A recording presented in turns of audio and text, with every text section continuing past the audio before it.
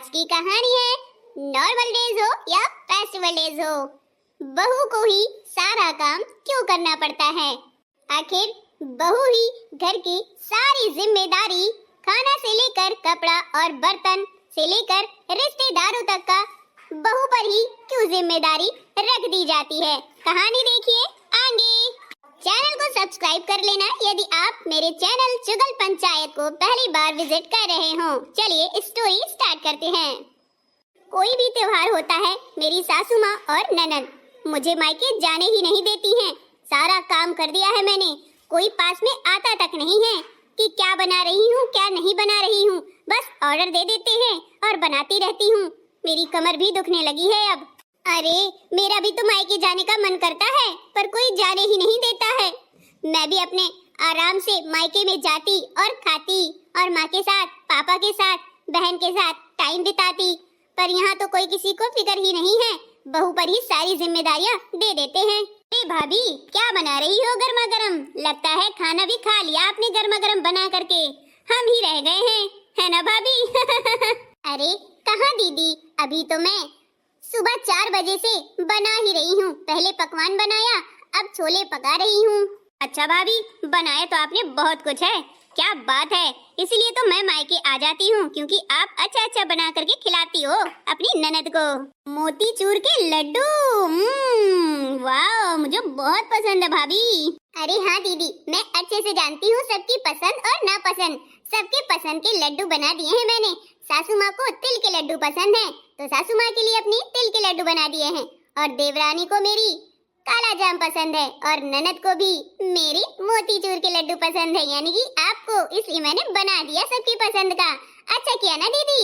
हाँ हाँ, बहुत अच्छा किया भाभी, तभी तो तुम्हें मायके नहीं जाने देते हैं। ऐसी भाभी सभी को दे भगवान। मेरा भी तो मन करता है दीदी जाने का। मेरा भी मन करता है कि मैं भी अपनी भाभी के हाथ का खाना खाऊं और पकवान खाऊं, पर मेरी किस्मत में कहाँ।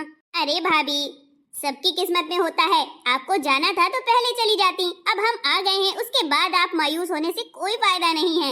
आपको जाना ही था तो पहले चली जाती, फिर आ जाती। अब त्योहार में हम आए हैं, आप चली जाओगी तो किसके भरोसे अपना ये ससुराल छोड़ के जाओगी? मेरे भरोसे? ना बाबा ना, मैं तो नहीं करूँगी।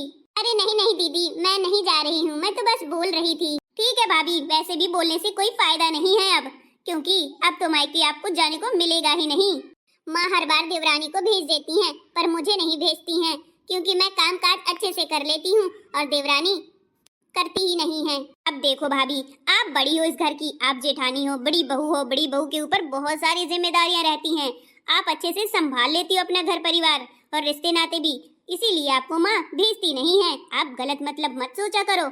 और मेरे यहाँ पे तो 3 देवरानियां हैं और मैं बीच वाली हूँ। 5 भाई हैं, 5। इस वजह से मैं आ जाती हूँ, मुझे आने को मिल जाता है। अगर आपकी तरह मैं भी होती तो नहीं आ पाती भाभी, इसलिए।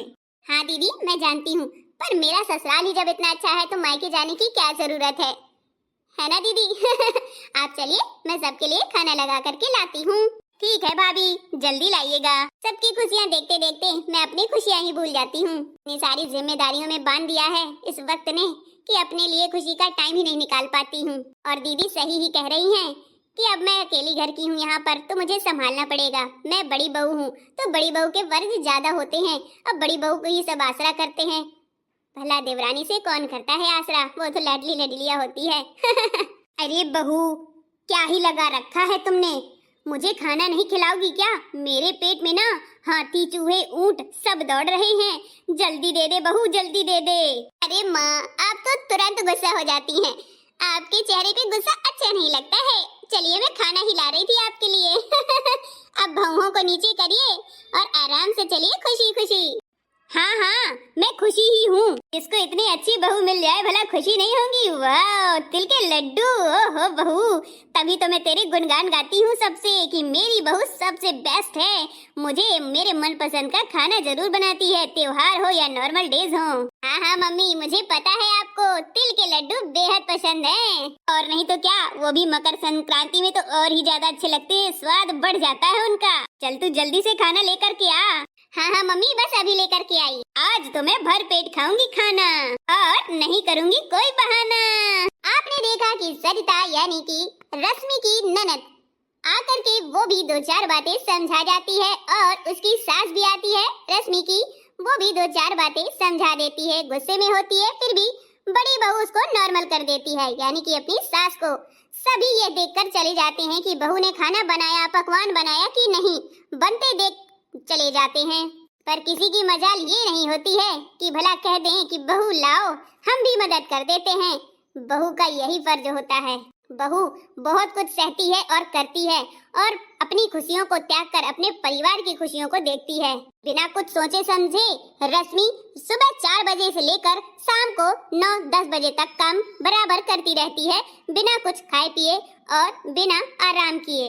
अब वह सभी को खाना लगाकर ले जाने की तैयारी करती है। अब देखिए स्टोरी आगे। अजी सुनते हो, पता है तुम्हारे गोल मटोल लड्डू बन गए हैं आज, तुम्हारी बड़ी बहू ने बना दिया है हमेशा की तरह। हाँ हाँ, वो तो मैं जानता हूँ। मेरी इतनी प्यारी बहू है, इतनी समझदार, इतनी कामवार और इतनी ज्यादा होशियार कि कहीं मिलेगी नहीं। इसीलिए मैंने अपने बेटे की शादी रश्मि से की थी।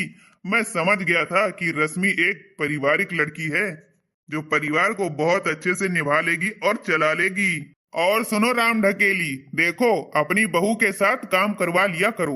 आज के दिन तुम पूरा उसका काम छोड़ देती हो और बस बैठ जाती हो। दिन ब दिन फैलती जा रही हो, गुब्बारी की तरह फूलती जा रही हो।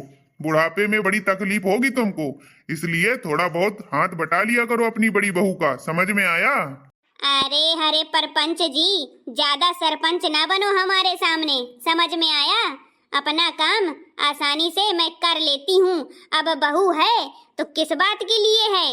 इसी बात के लिए है कि वो बैठे बैठे हमें खाना खिलाए, आराम दे, ठीक है ना? ज्यादा होशियारी ना करो।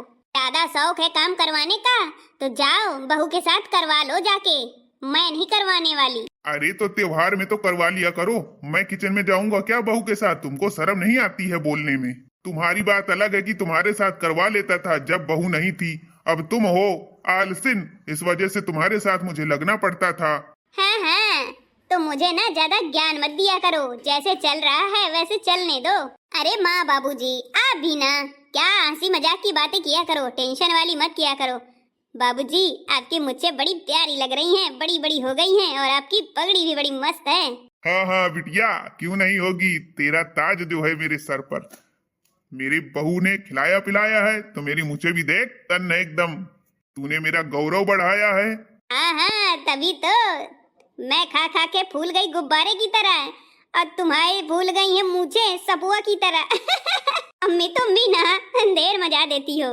परिवार के सभी सदस्य गपशप कर ही रहे थे कि इतने में बड़ी बहू आ जाती है और ससुर जी बड़ी बहू को बहुत ज्यादा लाड़ प्यार से रखते हैं और बहुत ज्यादा इज्जत देते हैं।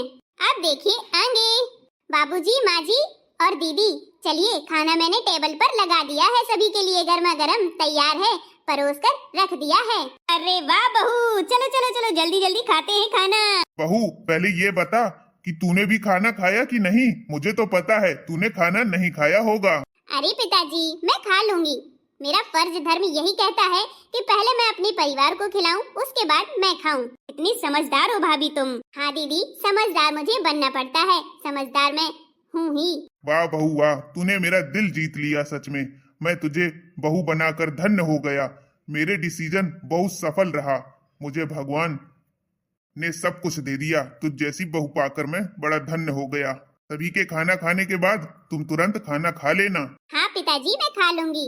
ऐसा परिवार मुझे मिला है, मैं भी धन्य हो गई हूँ। आपके जैसे पिता मुझे मिले, सासू माँ मिली, दीदी मिली, भैया मिले, देवरानी, सभी लोग बहुत प्यारे हैं और ये मेरा धर्म फर्ज है कि सभी का ख्याल मैं रखूं। मैं इस घर की बड़ी बहू हूँ पापा। बेटा तू बहुत ही ज्यादा अच्छी है बेटा। चल तो खाना खाते हैं, वरना ये गुणगान ही गाते रहेंगे बहू के और कुछ नहीं। हाँ हाँ मम्मी, चलो चलते हैं। बहू के कहे मुताबिक सभी लोग चले जाते हैं खाना खाने और खाने में उनको बहुत ही ज्यादा आनंद आता है। ससुर इतने ज्यादा प्रसन्न हो जाते हैं कि उसे वह चांदी की पायल तोहफे में दे देते हैं और रश्मि की सास उसे कंगन दे देती है अपने पुश्तैनी जो रखे हुए थी। ननद उसको सगुन में 500 रुपए दे देती है। जब परिवार अच्छा होता है तब बहू भी अच्छी है और भाभी भी अच्छी है। रश्मि के परिवार भी बहुत प्यारा था, इसलिए रश्मि भी अपने आप को यहाँ पर ढाल चुकी थी और खुशी खुशी वह हर काम करती थी। आपने देखा कि वह पहले परिवार को खाना खिलाएगी, उसके बाद ही वह खाना खाएगी। यही बहू का फर्ज है, धर्म है कि पहले अपने माँ बाप को यानी कि पिता तुल्य ससुर और माता तुल्य सासू माँ को और बहन तुल्य ननद को खाना खिला दे, उसके बाद ही वह खा ले। या तो वह साथ में भी खा सकती है, पर ससुर की आन मान और लाज की वजह से वह बाद में खाना खा लेती है। आपको स्टोरी अच्छी लगी हो, यदि आपको प्रिय बंधुवर स्टोरी यह अच्छी लगी हो, वीडियो को लाइक कर दें, चैनल चुगल पंचायत सब्सक्राइब जरूर कर लें, ढेर सारा प्यार दें। Happy Makar Sankranti, happy Lohri. अपने अपने घरों में रहें, स्वस्थ रहें और दुरुस्त रहें और मस्त रहें।